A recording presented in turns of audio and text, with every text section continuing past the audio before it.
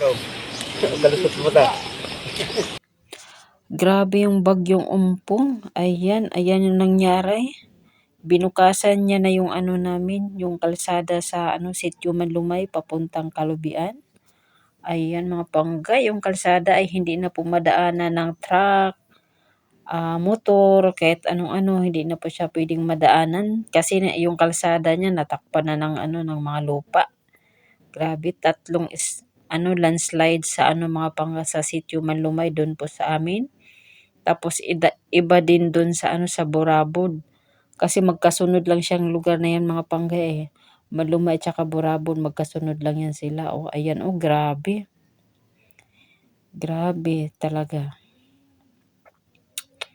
Buti na lang dito yung nag-landslide sa may kalsada. Buti na lang walang mga bahay. Pero mayroon isang bahay doon sa sa kumpare ng papa ko. Ayun, nag-landslide din doon sa likod nila. Naanuhan din yung bahay nila. Oh, ayan, tingnan yung kalsada nyo. Oh. Hindi na talaga makita yung kalsada. Natakpan na talaga yung kalsada. Kailangan talaga dyan bako. Hindi talaga pwedeng mano-mano. Kasi pag mano-mano yan na, tagal matapos. Inuo ko pastilan. Landslide sa Manlumay mga pangga, 3.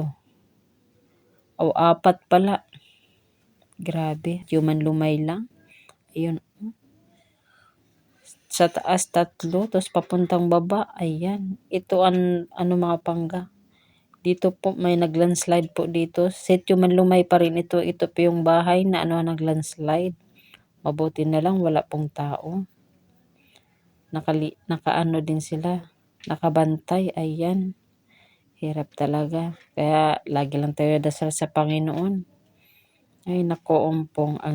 Mahirap talaga pag ganitong sitwasyon. Ginoo ko pastilan.